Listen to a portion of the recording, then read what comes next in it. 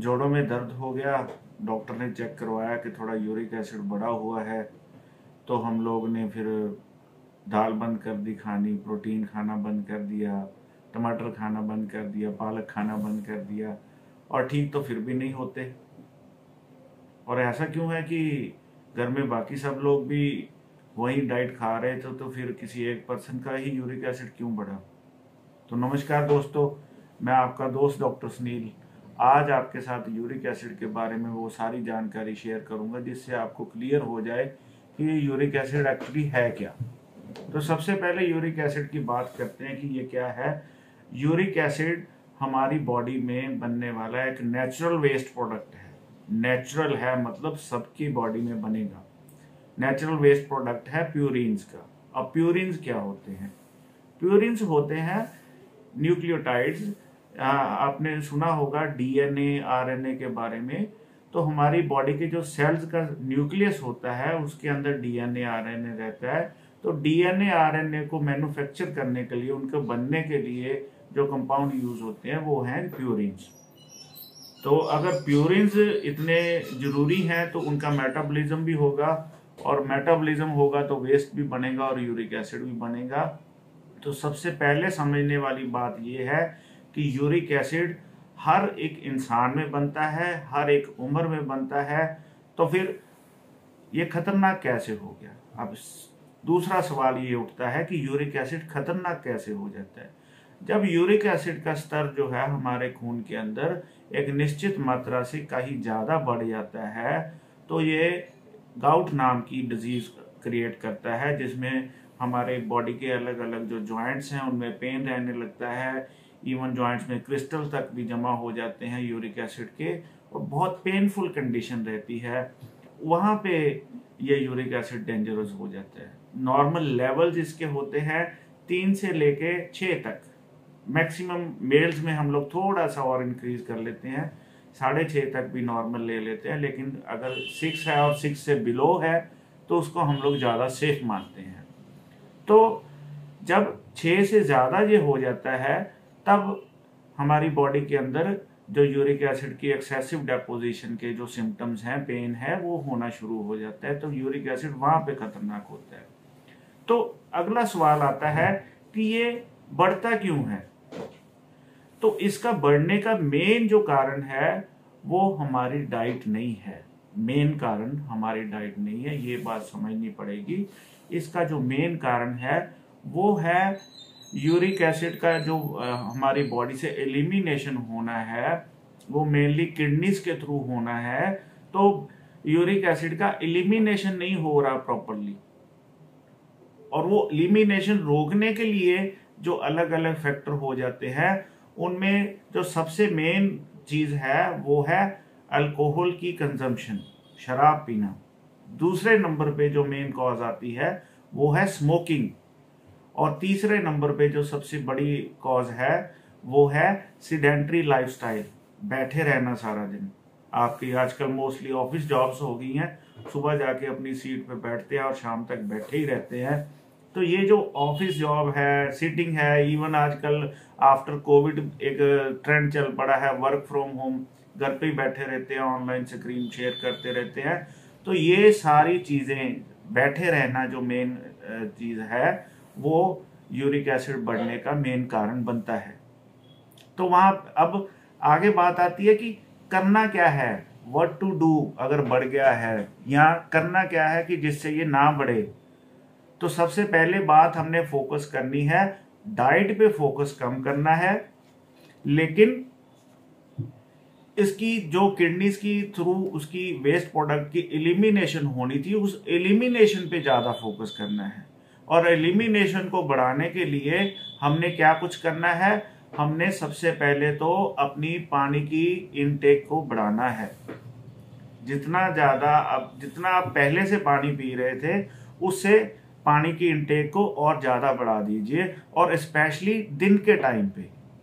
ये नहीं है कि रात को पीना शुरू कर दिया तो वो उससे सारा हो जाएगा। पूरे दिन में आप अपने पास में थोड़ा पानी रखिए, थोड़ी थोड़ी देर में थोड़ा पीते रहिए।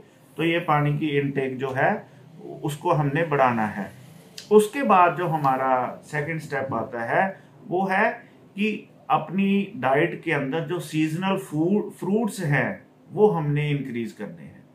फ्रूट्स हमेशा सीजनल ही खाने हैं, दूसरे फ्रूट्स जो गैर सीजनल है, मौसम के विपरीत चलते हैं, वो फ्रूट नहीं खाने। उसके बाद जो नेक्स्ट स्टेप आता है वो है एक्सरसाइज। एक्सरसाइज करनी शुरू कीजिए। अगर आप वर्क फ्रॉम होम भी कर रहे हैं तो आप कम से कम इतना जरूर कर लीजिए कि हर घंटे में एक बार 5 से 7-8 मिनट तक थोड़ा अपने रूम के अंदर ही चल लीजिए, थोड़ा उठ के किचन तक हो आइए, दिन में 1-2 बार सीढ़ियां जरूर चढ़िए। तो ये छोटी छोटी चीजें आपकी जो एक्सरसाइज है ये भी आपको काफी बेनिफिट कर सकती है। और लास्ट जो स्टेप आता है वो है कि अच्छे से हमने नींद लेनी है। नींद की कमी, सारा दिन मोबाइल, हम लोग रात को सोने के मतलब लाइट बंद करने के बाद भी मोबाइल चलता रहता है तो नींद नहीं आती। तो नींद हमारी बॉडी की मेंटेनेंस और बॉडी फंक्शन के लिए बहुत जरूरी है, वो करनी है।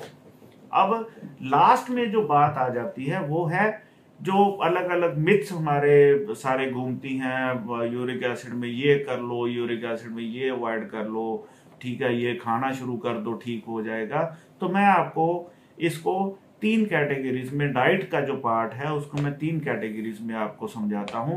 फर्स्ट पार्ट जो है वो है कि ऐसा फूड प्रोडक्ट्स जो हमारे लिए सेफ है, वो फूड प्रोडक्ट्स जो हम लोग कभी भी बिना किसी झिझक के ले सकते हैं, वो है सबसे पहले पानी, उसके बाद सभी वेजिटेबल्स लेकिन properly cooked.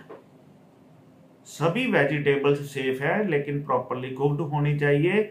Low fat milk जो है वो आपके यूरिक एसिड प्रॉब्लम के लिए बिल्कुल सेफ है। एग्स आपके इसके प्रॉब्लम के अंदर बिल्कुल सेफ है। नट्स सभी इसके अंदर सेफ है। कर्ड, योगर्ट, दही ये आपके लिए बिल्कुल सेफ है। अब आता है सेकंड नंबर पे कि वो चीजें जिनको कुछ ध्यान रख के खाना चाहिए, वो सेफ तो हैं लेकिन उनकी अधिक मात्रा वो खराब करती है। वो चीजें कौन सी आ जाती हैं? सभी तरह की दालें। अब आपने तो हमेशा यही सुना था कि यूरिक एसिड बढ़ा हुआ है तो दाल बंद कर दीजिए। अरे नहीं भाई, दाल बंद करने की जरूरत नहीं है, लेकिन दाल का पोर्शन जो है, कितनी दाल खानी है वो सेट करना है हमने। एक कटोरी दाल के साथ हम लोग जो रूटीन में हम लोग खाना खाते हैं तो एक कटोरी दाल के साथ 2 या 3 चपाती या एक अच्छी अमाउंट में जो राइस है वो हम लोग खा सकते हैं। तो उतनी दाल अगर आप 2 चपाती खा रहे हो, 1 कटोरी दाल की, आधी पौनी कटोरी दाल की खा रहे हो तो बिल्कुल सेफ है। लेकिन 1 चपाती खा रहे हो, 3 कटोरी दाल की खा रहे हो, वहां पे वो दाल जाके अनसेफ हो जाती है जब उसका पोर्शन जो है अनाज के कंपैरेटिवली ज्यादा हो जाता है, तब जाके दालें कहीं अनसेफ होती हैं। उसके बाद आ जाती है consumption meat, chicken and fish की।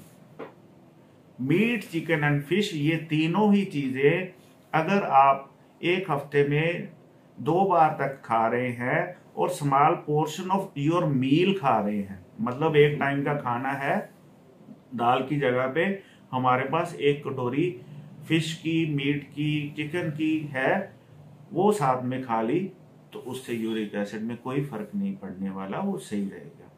लेकिन अगर आपने पूरा एक रोस्टेड चिकन ही ले लिया है और पूरी की पूरी फिश की ही डाइट बना लिया और कुछ खाया ही नहीं, और हफ्ते में 4 दिन, 5 दिन, 6 दिन खा रहे हैं, तो वहां पे जाके वो यूरिक एसिड के लिए एक्सेसिव हो जाता है। इसके बाद आ जाती हैं जो एक आम लोग कहते हैं कि पालक नहीं खाना, मशरूम नहीं खाना। कितने बार खाते हो साल में आप? 1 बार, 2 बार, 10 बार, 5 बार, 15 बार, इससे ज्यादा तो नहीं खाते। अगर इस तरह से कभी कभी दाल की जगह पे या दाल जैसे खाते हैं वैसे ही आप पालक खा रहे हो या कभी कभी थोड़े मशरूम खा लिए, कोई दिक्कत नहीं। बहुत ज्यादा खाओगे तो दिक्कत कर सकते हैं। प्रोटीन्स, ये स्पेशली ध्यान देने वाली बात है। प्रोटीन हम लोग ले सकते हैं लेकिन प्रोटीन बहुत ज्यादा नहीं लेना, ये बात ध्यान में रखनी है। हाँ, साथ में एक्सरसाइज कर रहे हैं तो फिर बात अलग हो जाती है। और इसके बाद आ जाता है कि जो चीजें हमने बिल्कुल अवॉइड करनी है, ये वो चीजें हैं जो अवॉइड करनी बहुत ज़रूरी है। इनमें सबसे पहले मैंने पहले भी बात की थी, अल्कोहल इनटेक, शराब की और इवन बियर की भी, ये इनटेक आपको बिल्कुल बंद कर देनी चाहिए। अगर एकदम से बंद नहीं कर सकते तो धीरे धीरे उसको कम करना शुरू कीजिए।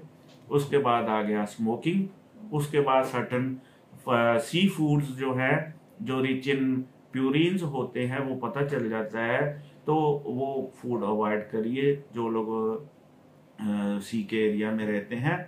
और सबसे बड़ी बात जो अवॉइड करने वाली है वो है processed and packed food avoid करना है।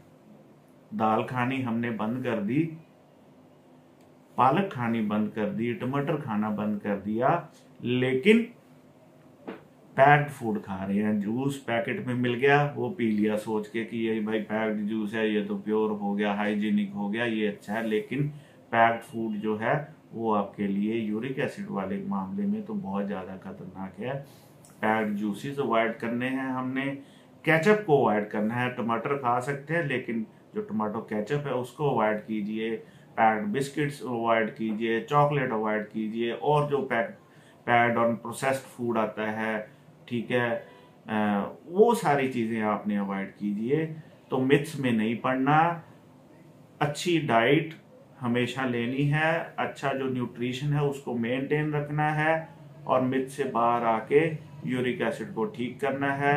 सिर्फ ये नहीं सोचते रहना कि चलो भाई दाल तो बंद कर दी है और शाम को बैठ के अल्कोहल की कंजम्पशन खूब चल रही है, तो उससे यूरिक एसिड ठीक नहीं होने वाला।